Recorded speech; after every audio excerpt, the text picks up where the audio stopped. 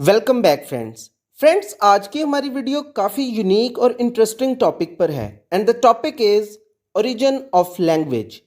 Friends आज की video में हम ये जानने की कोशिश करेंगे कि अर्थ पर जो पहले इंसान आए उन्होंने कौन सी लैंग्वेज बोली और वो लैंग्वेज उन्होंने कहाँ से सीखी थी। फ्रेंड्स एक्सपर्ट्स ये मानते हैं कि इंसान ने लैंग्वेज बोलना 50,000 साल पहले स्टार्ट किया। कुछ एक्सपर्ट्स इस फिगर को 1 लाख ईयर्स भी मानते हैं। फ्रेंड्स हम जानते हैं कि आज के इस मॉडर्न टाइम में वर्ल्ड वाइड 7,000 से ज़्यादा लैंग्वेजेस बोली जाती हैं। ये languages with the passage of time evolve and then modify होती गई। बट द पॉइंट इज़ आखिर ये चेन किसी एक सिंगल लैंग्वेज से ज़रूर स्टार्ट हुई होगी। इस वीडियो में हम यही फाइंड आउट करने की ट्राई करेंगे।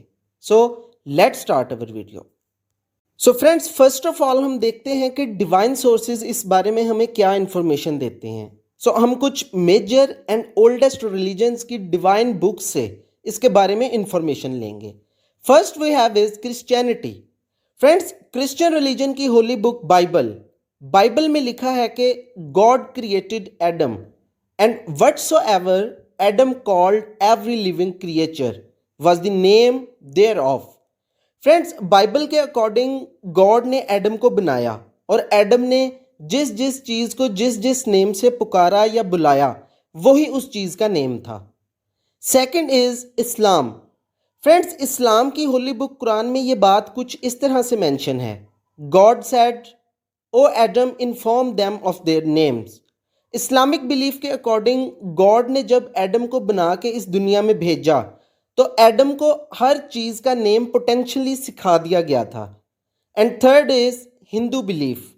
फ्रेंड्स हिंदू बिलीफ के अकॉर्डिंग ब्रह्मा जिनको गॉड माना जाता है उनकी जो वाइफ सरस्वती थी उनकी वजह से लैंग्वेज इस दुनिया में बोली जाती है। फ्रेंड्स ये सब तो थे डिवाइन सोर्सेज की इंफॉर्मेशन। अब हम डिस्कस करते हैं कुछ थ्योरीज को कि वो लैंग्वेज के स्टार्टिंग के बारे में हमें क्या बताती हैं। First is bow wow theory. ये थ्योरी 18th सेंचुरी के एंड में दी गई थी एक जर्मन फिलोसोफर जे.जी. हर्डर की तरफ से। इस थ्योरी के अकॉर्डिंग इंसानों ने सबसे पहले एनिमल्स की साउंड्स को कॉपी करना स्टार्ट किया था और इसी तरह वो एक दूसरे से कम्युनिकेशन भी करते थे। जैसे वो डॉग की आवाज़ निकाल कर दूसरे बंदे को ये बताते थे कि आसपास कहीं डॉग फिर रहा है और बाद में यही एनिमल साउंड्स चेंज होते होते प्रॉपर एक लैंग्वेज बन गई जो कि काफ़ी स्ट्रक्चर्ड और कॉम्प्लेक्स थी। Friends second is pooh pooh theory. Friends ये थ्योरी दी गई थी 19th सेंचुरी में एक ब्रिटिश लिंग्विस्ट हेनरी स्वीट की तरफ से। इस थ्योरी में ये बताया गया था कि लैंग्वेज की शुरुआत उन साउंड से हुई जो इंसान अनइंटेंशनली या अनजाने में निकालता है, जैसे रोने की आवाज़, हंसने की आवाज़, दर्द से कराहने की आवाज़।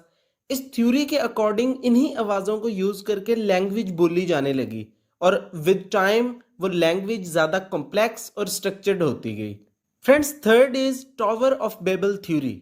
फ्रेंड्स ये थ्योरी बताती है कि दुनिया की सब लैंग्वेजेस एक सिंगल लैंग्वेज से आई हुई हैं। ये थ्योरी बाइबल में मेंशन है और बहुत ही इंटरेस्टिंग और मज़े की है। और वो स्टोरी ये है कि पहल सब एक लैंग्वेज बोलते थे। एक दफ़ा सबने डिसाइड किया कि एक बहुत बड़ा सारा टावर बनाते हैं और हम उस टावर पर चढ़कर हेवंस तक पहुंच जाएंगे। उनकी ये हरकत, ये प्राइड गॉड को बिल्कुल पसंद नहीं आया और गॉड ने अपनी अथॉरिटी यूज़ करते हुए वो जो एक लैंग्वेज बोलते थे वो भुलाकर सबको डिफरेंट लैंग्वेजेस सिखा दी, उनमें इंस्टॉल कर दी। मतलब लैंग्वेज को कंफ्यूज कर दिया गया। जब उनको एक दूसरे की समझ आनी बंद हो गई तो टावर का काम रुक गया और सब अलग अलग एरियाज में चले गए। इस तरह डिफरेंट लैंग्वेजेस डिफरेंट एरियाज से इमर्ज हुई। Fourth is yo he ho theory.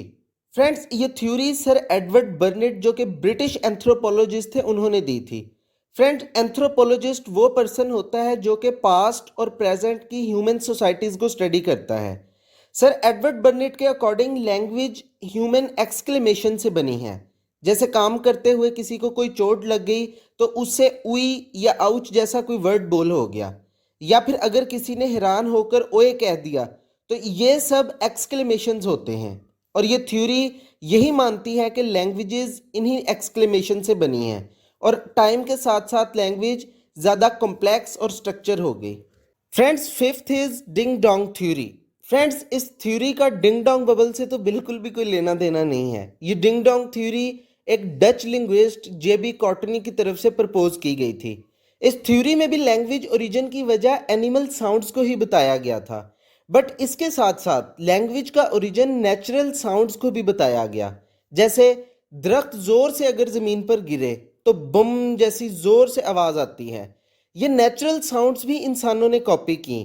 अगर उन्होंने किसी और को दरख्त गिरने का बताना होता तो बम किसी साउंड्स निकाल के बताते। ऐसे ही वो साउंड्स एक लैंग्वेज की शक्ल में आती गई और काफ़ी कॉम्प्लेक्स हो गई। Sixth is evolutionary theory.